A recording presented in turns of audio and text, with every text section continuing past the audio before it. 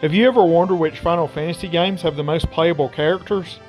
You must be at least a little curious or you wouldn't be watching this video. We're going to check out the top 5 Final Fantasy games with the most playable characters in this video. You're going to probably be surprised about a few of these, and while the game at number 1 will likely not be a surprise, you're probably going to be surprised at just how many playable characters that game actually has.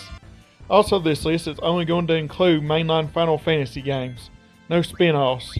I'm sorry if you clicked on this video expecting to see me just talk about all the characters in the Theater Rhythm games. That won't be happening. With that said, let's begin. We'll be starting this list with Final Fantasy II, which is tied with another game for number 5 on this list. So yeah, you're actually going to be getting the top 6 games with the most characters thanks to that tie. Final Fantasy II has 9 playable characters, which is kind of a crazy amount of characters for an NES game released all the way back in 1988 in Japan. It's definitely probably not one of the games you expected to see on this list. There's a 10th playable character which was added in a later version of the game after its initial release on the NES. I won't be counting that character as I'm only counting characters that were playable when the game first released.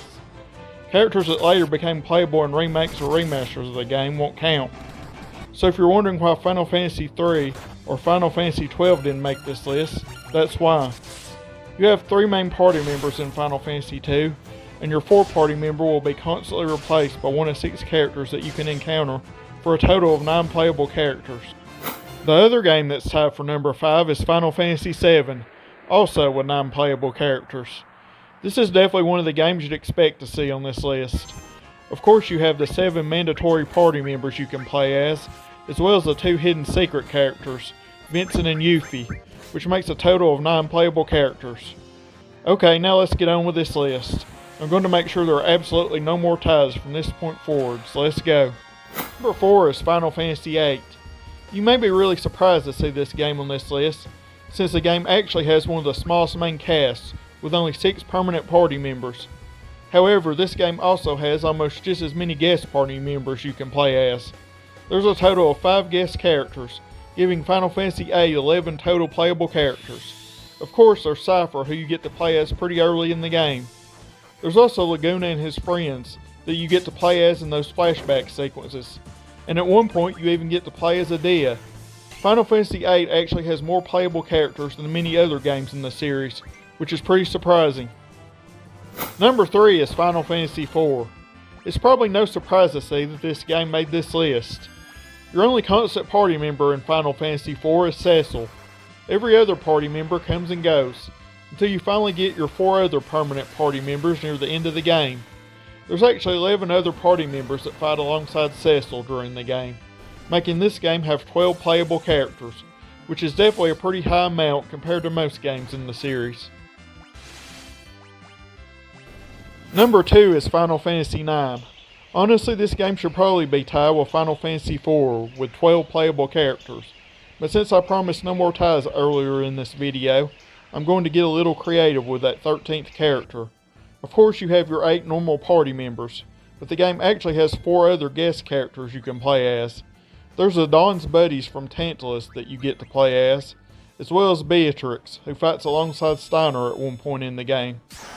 The 13th character I'm going to throw in is Sid. You do actually sort of get to play as him when he's in his frog form during the minigame. Most people wouldn't count this, but I'm going to do so I can avoid another tie. And now for the game at the top of the list.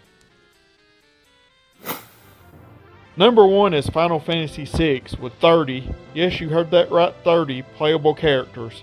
The crazy thing is that if I didn't include the guest characters for this game, like I did for every other game, this game will still be ranked at the top. It has 14 main party members that you can choose to play as. But many people probably don't realize that you get to play as a pretty incredible amount of guest characters in this game. Of course you get to play as Biggs and Wedge at the very start of the game. Bannon also becomes a playable character in your party at one point. You also get to control General Leo and fight against Kefka at one point in the game.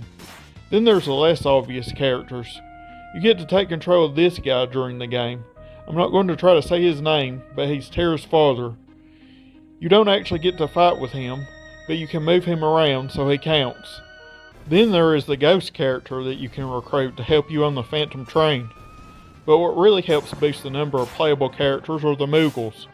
There are 10 Moogles that join a fight with Locke and Mog near the beginning of the game, and you can actually play as all of them. It doesn't matter if they all look the same. They're each their own unique character, so they all count. Well, that's it for this video. If you enjoyed it, then please give it a like. Likes help out a ton when it comes to videos like this getting pushed out to more people. With that said, I'll see everyone in the next video.